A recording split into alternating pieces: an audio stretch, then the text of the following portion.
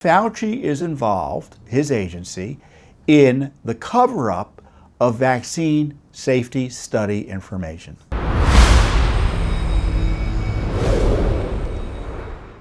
I hope the new Congress looks into this, and again, we've done most of the heavy lifting there already, is the COVID vaccine and what's going on with that. Why can't we get basic information about its safety studies that were relied upon by the government as providing the basis for pushing it on the American people? If it is as wonderful as they say, if it is as safe as they say, if it is as effective as they say, they will be happy, wouldn't you think, to release all the studies that show that. But obviously, it's not happening. Judicial Watch has had to go to court repeatedly to get basic information about the safety and efficacy of the COVID vaccines. Others have tried and have been desperate to go to court and actually have been going to court. There's been a big case in Texas that has gotten some study information out. But what's going to happen here? Is Congress going to hold these agencies to account for the gamesmanship and the shell games they've been playing with these documents? I hope so. Certainly we'll continue to do our own investigation while pressing for accountability as best we know how out of Congress.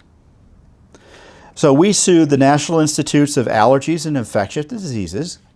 Oh, now who runs that, you may ask? Dr. Fauci. So Fauci is involved, his agency, in the cover-up of vaccine safety study information. And we asked for records of all safety studies, data, reports, and analyses produced by the Division of Microbiology and Infectious Diseases relating to the safety of vaccines and/or gene therapies to treat and/or prevent SARS-CoV-2 and/or COVID-19 made by Pfizer, BioNTech, Moderna, Johnson & Johnson, and Janssen.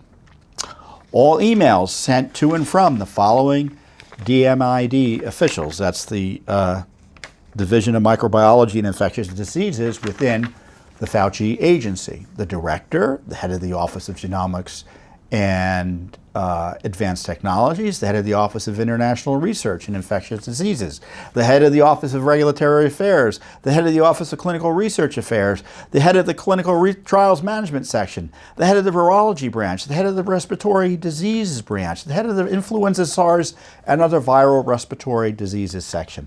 I'm so proud to work at Judicial Watch because only Judicial Watch has the necessary expertise to know where all these documents are going to be. Because what happened with these COVID vaccine approvals is you had multiple agencies with inputs here. So you have FDA, you have HHS, you have CDC. HHS is, CDC is a sub-agency of HHS, but then you have HHS proper. And then you have NIAID, Fauci's group, and then you have this subgroup within Fauci's agency. So in May of this year, the NIH had released a paper out of the, essentially that had the Fauci group contribute. And it was titled Safety and Immunogenicity, I think, of a third dose of SARS-CoV-2 mRNA vaccine, an interim analysis. And so, as you know or I hope you recall from prior Judicial Watch exposés as to what was going on with the approval of this booster regime, that there was a lot of internal debates, certainly within the FDA, about whether this booster would do anything, whether it was needed, and there were questions about its safety that we exposed. So it's, again, up to Judicial Watch to come in and try to bust through the stone walls that the Fauci group, I call it Fauci Inc., has set up to protect themselves from accountability and scrutiny about their handling of this vaccine regime. And the arrogant cover-up of the COVID vaccine safety information also further undermines public confidence in these already controversial drugs. I mean, if you're hiding records about their safety and efficacy, of course it's going to give people who are paying attention pause. And Judicial Watch, as I've repeatedly said, is taking the lead on all of these issues. And I just want to go through, because it's worth highlighting the important work we've done here. And it kind of reemphasizes that, you know, Congress has a lot of work to do, but we've already clear-cut a path forward because we have this information out there. And what are they going to do with it? In October, we uncovered FDA records regarding the COVID booster vaccines earlier this month that show that that one of the FDA people who resigned because he didn't like the way things were going said available evidence doesn't yet indicate a need for the COVID vaccine booster shots among the general population. In July, NIH records that we uncovered revealed an FBI inquiry into the NIH's controversial bat coronavirus grant tied to the Wuhan Institute of Virology. We found that the FBI was investigating these gain-of-function grants that Fauci was affiliated with. The records also show that Fauci's officials were concerned about gain-of-function research in China all the way back, and not only in China, but in Wuhan specifically, all the way back to 2016. And that EcoHealth, which was the vehicle for doing a lot of this gain-of-function research that is so controversial, they were worried about them doing gain-of-function again, all the way back in 2016. FDA records show top officials being pressured by companies in the Biden administration to impose timelines on approval for the booster shots that make no sense. And that wasn't just the Biden administration. Generally, it was the Biden White House that was doing that.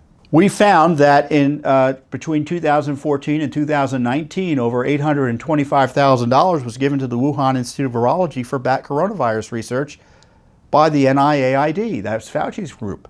We found that. No one knew about that number until Judicial Watch uncovered it.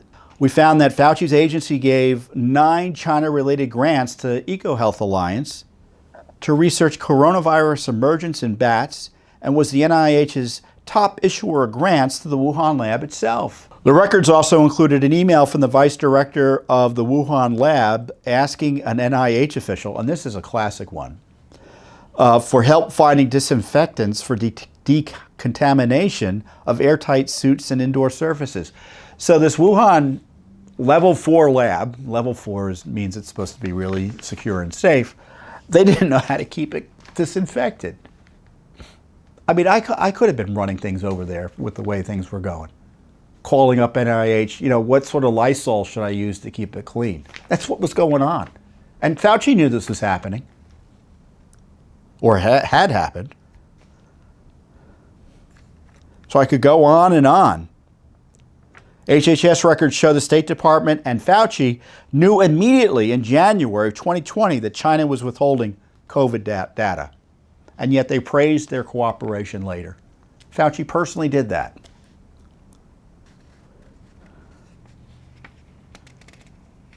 HHS records regarding biodistribution studies and related data for the COVID-19 vaccines show a key component of the vaccines, lipid nanoparticles, which is the kind of the vehicle through which the RNA is shepherded into the body, were found outside the injection site, mainly the liver, adrenal glands, spleen, and ovaries of test animals 8 to 48 hours after injection. My guess is you're smart enough to know that's pretty outrageous because they told us that we didn't really have to worry about those particles and the spike proteins getting past essentially your lymph nodes on your arm, under your arm, once you were injected with the vaccine. That wasn't the case.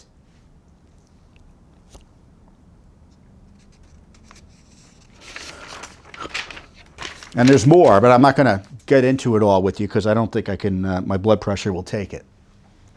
So I don't know how better I can explain to you than what I just did in terms of the significance, historic significance of Judicial Watch's work in uncovering what went on with COVID-19 and the vaccines, the scandal which is continuing to this day. Thanks for watching. Don't forget to hit that subscribe button and like our video down below.